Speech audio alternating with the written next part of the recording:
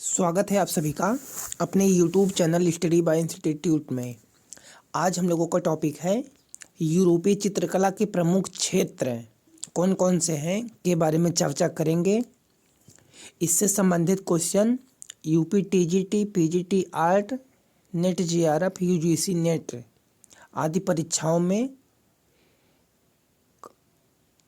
इससे संबंधित प्रश्न पूछे जाते हैं, जो इन सब परीक्षा की दृष्टि से यूरोपीय चित्रकला के जो प्रमुख क्षेत्र हैं बहुत महत्वपूर्ण हैं। अल्टामिरा की गुफा। अल्टामिरा की गुफा कहाँ स्थित है? स्पेन में स्थित है। जो अल्टामिरा की गुफा है वो उत्तरी स्पेन में स्थित है। दूसरा पॉइंट है हमारा, अल्टामिरा गुफा की खोज कब हुई थी? अल्टामिरा गुफा की खोज 1879 ईस्वी में हुई थी। और इस गुफा की खोज किसने की? इस गुफा की खोज मारिया सांतुओला नामक एक लड़की थी जो 12 वर्षीय की थी। उसने ही अल्टामिरा गुफा की खोज की थी। और अल्टामिरा गुफा का विषय क्या था? अल्टामिरा की गुफा का विषय था आखेट या शिकार हम लोग कह सकते हैं। अल्टामिरा की गुफा का विषय क्या था? शिकार था। शिकार, आखेट मीन्स शिकार होता है। और स्पेन गुफा निर्मित, जो स्पेन की गुफा है वो किससे निर्मित है? वो चूने वाले पत्थर से निर्मित है। स्पेन की जो गुफा है चूने वाले पत्थर से निर्मित है। और इस गुफा में लगभग कितने चित्र प्राप्त हुए हैं? इस गुफा से लगभग हमें बहुरंग के 25 चित्र प्राप्त हुए हैं।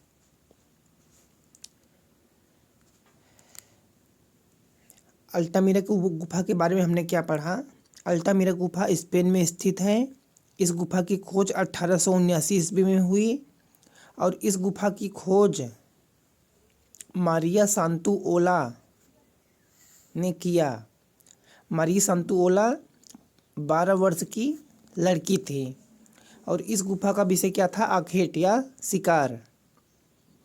और जो स्पेन की गुफा है वो चूने वाले पत्थर से निर्मित है। दूसरी गुफा है हमारा नियो की गुफा। दूसरी गुफा हमारी कौन सी है? नियो की गुफा। नियो गुफा कहाँ स्थित है? स्पेन में स्थित है। और इस गुफा की खोज कब हुई थी? इस गुफा की खोज उनमें हुई थी। नियो गुफा के अंत में क्या है? सुंदर झील है। इस गुफा के अंत में क्या है? सुंदर झील। जो नियो गुफा है इसके अंत में एक सुंदर झील बनी है। और इस गुफा के कक्ष पीले तथा लाल संगमरमर से बने हैं। जो नियो गुफा है इसके जो कक्ष हैं वो रेड और येलो रंग के संगमरमर से बने हैं। तीसरी गुफा है हमारी लास्को गुफा। लास्को गुफा कहाँ है? फ्रांस में है। उत्तरी पथी 1940 ईस्वी में हुई थी। जो लास्को गुफा है वो पश्चिमी फ्रांस में स्थित है। और लास्को गुफा की खोज 1940 ईस्वी में हुई थी। और हमारा गरगास की गुफा कहाँ है? ये भी फ्रांस में स्थित है। और गरगास गुफा से क्या प्राप्त हुए हैं? हाथ के पंजे के सर्वाधिक चित्र प्राप्त हुए हैं।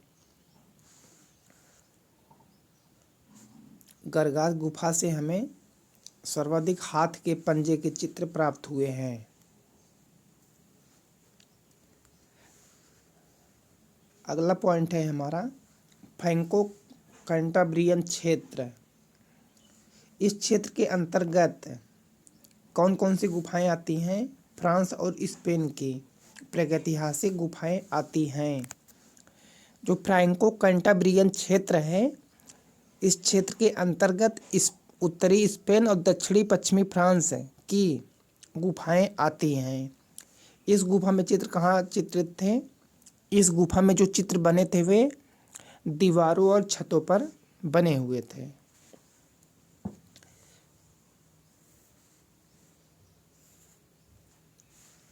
अगला पॉइंट है हमारा मिस्र की कला।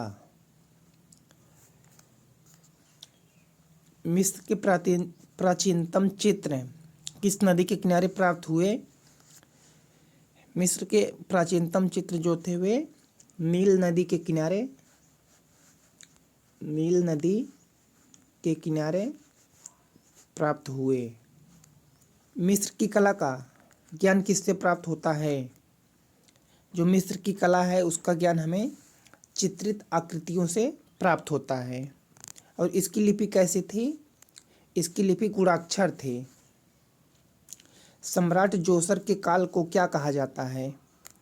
सम्राट जोसर के काल को पिरामिडों का युग कहा जाता है। मिस्र के क्या प्रसिद्ध थे?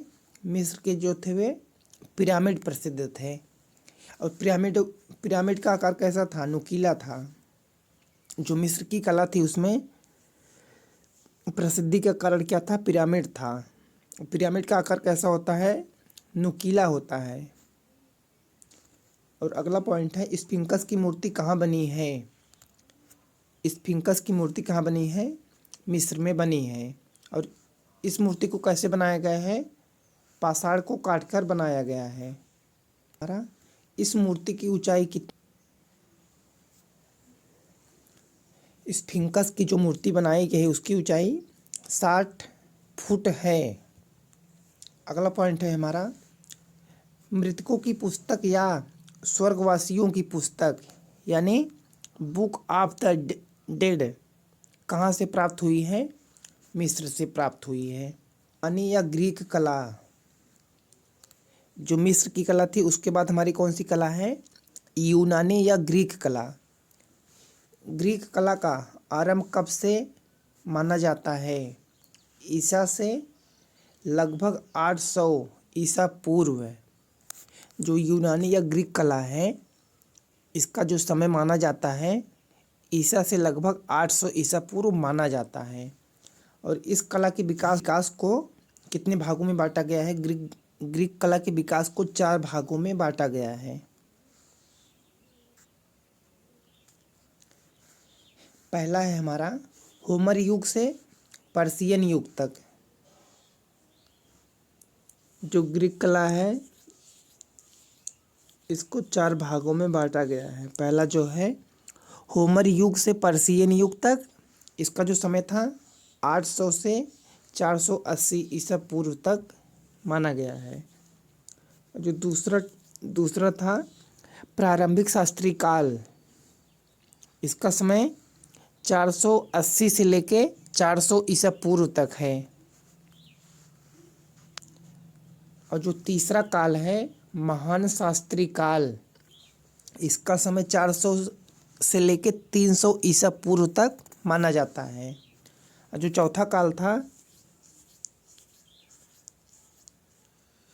ग्रीको या युग में इस युग में चित्रकला, मूर्तिकला और वास्तुकला एक दूसरे से अभिन्न थी। किस युग में थी? होमर युग में। होमर युग में चित्रकला, मूर्तिकला तथा वास्तुकला एक दूसरे से अभिन्न थी। और होमर युग को और किस नाम से जानते हैं? होमर युग को ज्यामिति युग के नाम से भी जाना जाता है। बेड़ी रेखाओं के द्वारा चीनी मिट्टी के बर्तनों में आलेखन किस रंग से किया गया? तिरछी और बेड़ी रेखाओं के द्वारा चीनी मिट्टी के बर्तनों में आलेखन काले रंग से किया गया।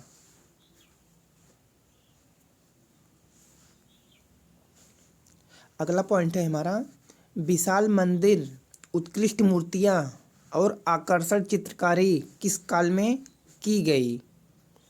प्रारंभिक शास्त्रीय काल में।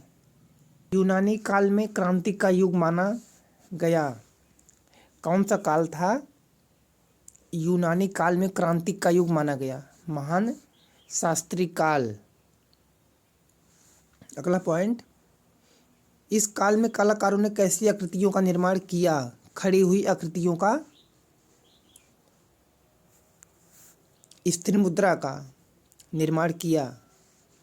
अलेक्जेंडर की मृत्यु के पश्चात का समय ग्रीक इतिहास में किस नाम से जाना जाता है? अलेक्जेंडर की मृत्यु के बाद जो ग्रीक का इतिहास था उसको हेलेनिस्टिक काल के नाम से जाना जाता है। और कौन सा युग महान वास्तुकला का युग से नाम से जाना जाता है?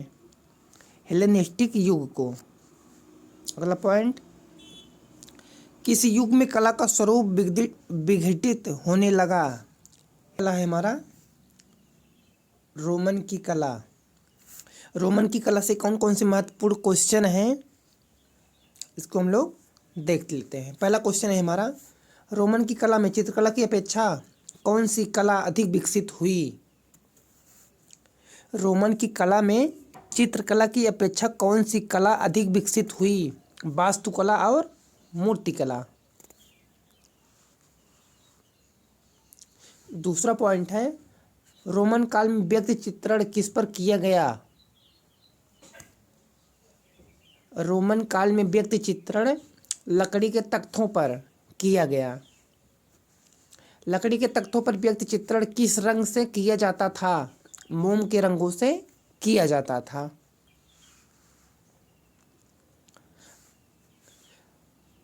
रोमन मोज़ेक चित्रों का सर्वश्रेष्ठ अवशेष कौन सा है? Battle of Issus. Roman mosaic चित्रों का सर्वश्रेष्ठ अवशेष बैटल ऑफ इसस है।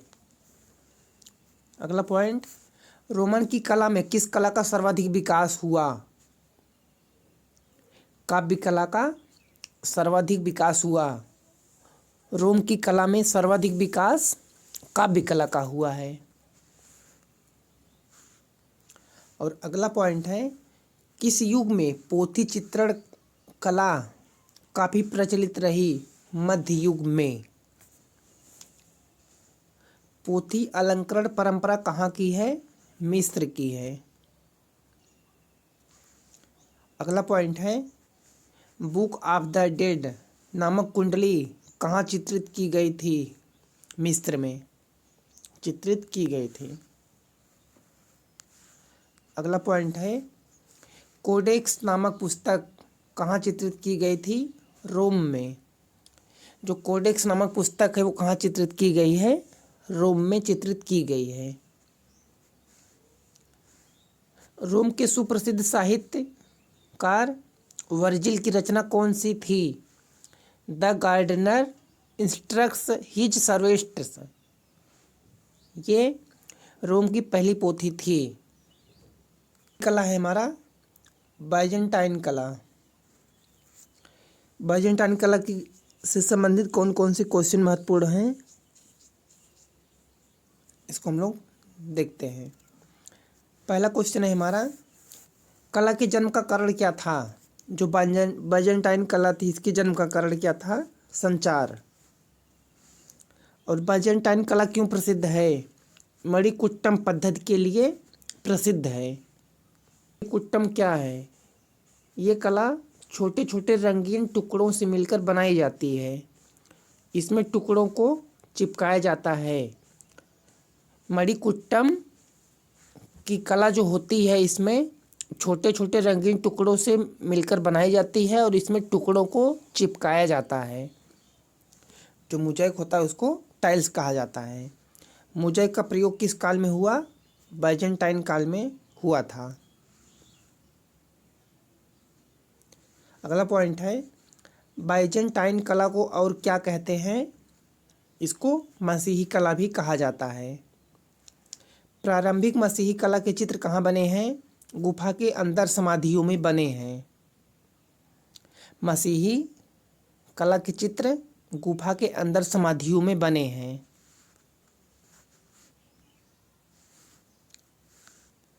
मसीही कला किस रूप में बनी है? प्रतीकात्मक रूप में बनी है। अगला पॉइंट है, बाइजेंटाइन कला के सबसे प्राचीन चित्र कहाँ से प्राप्त हुए हैं? जो बाइजेंटाइन कला के सबसे प्राचीन चित्र की गुफाओं से प्राप्त हुए हैं। और कांस्टेंटिनोपल की गुफा कहाँ है? ये रोम में स्थित है। अगला पॉइंट है, किस राजा के अंतर्गत बाइजेंटाइन कला की शुरुआत हुई? कांस्टेंटाइन राजा के अंतर्गत इस कला की शुरुआत हुई थी। अगला पॉइंट है, बाइजेंटाइन कला का प्रथम स्वर्णकाल कब हुआ? 6वीं से 7वीं शताब्दी में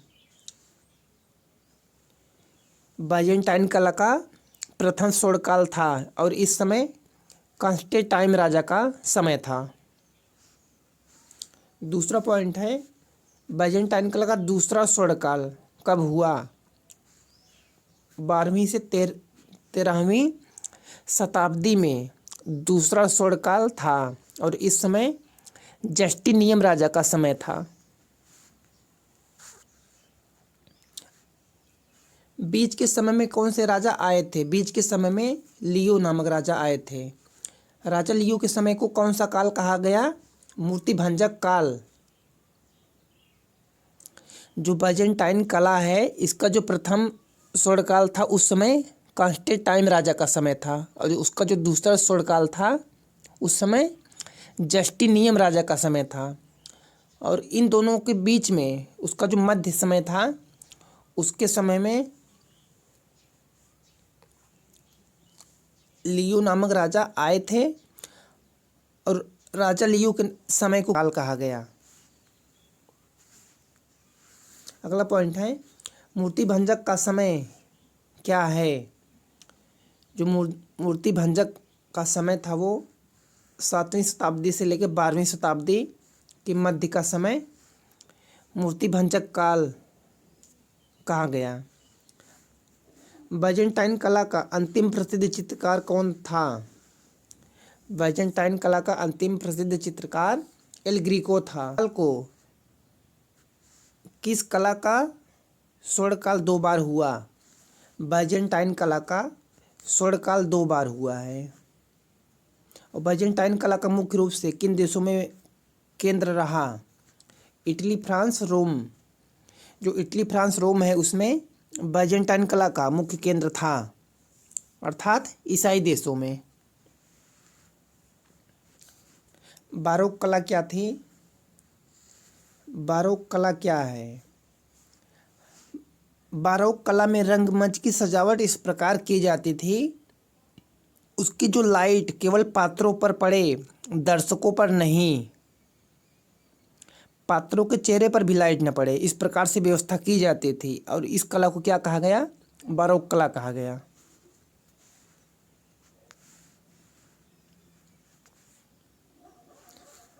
बारोक कला के जन्मदाता कौन थे? जो बारोक कला थी उसके जन्मदाता माइकल एंजेल थे। नाटकीय चित्रण के लिए कौन सी कला प्रसिद्ध है? बारोक कला।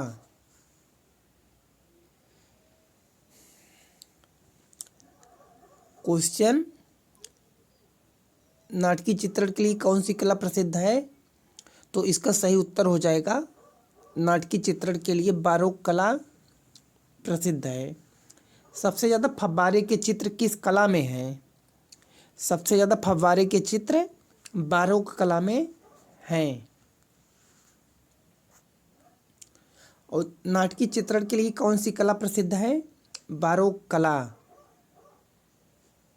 प्रकाश के छुपे हुए स्रोत किस कला की विशेषता है? प्रकाश के छुपे हुए स्रोत बारोक कला की विशेषता है। अगला पॉइंट है, बारोक कला का सर्वश्रेष्ठ चित्रकार कौन है? बारोक कला का सर्वश्रेष्ठ चित्रकार पीटर पाल रूबेंस है। अगला पॉइंट है अनावृत या अप्सराओं का चित्र बनाने के लिए कौन सी प्रसिद्धि है? अनावृत्ताओं या अप्सराओं का चित्र बनाने के लिए कौन प्रसिद्ध है? पीटर पाल रूबेंस प्रसिद्ध है। अगला पॉइंट है झूमती मंडराती लहराती सर्वाधिक आकृतियाँ किसने बनाई? पीटर पाल रूबेंस ने बनाई। नाटकीय चित्रण के लिए कौन सा कलाकार प्रसिद्ध है? रेम्ब्रांट।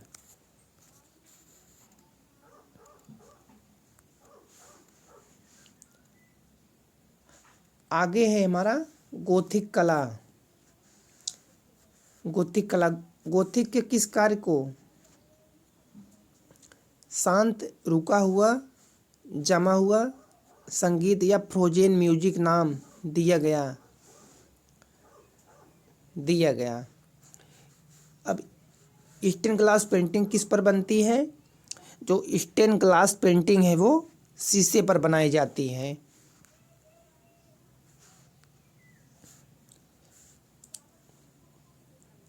स्टेन ग्लास पेंटिंग शीशे पर बनाई जाती है।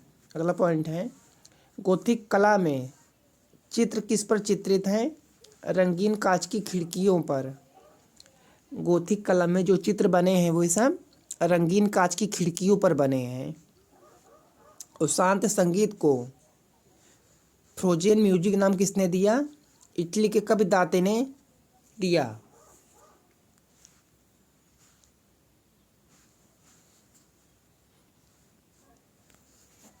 पसंद आए तो चैनल को सब्सक्राइब करें, शेयर करें। ऐसे ही क्वेश्चन पाने के लिए चैनल से जुड़े रहें। मिलते हैं अगले वीडियो में। धन्यवाद।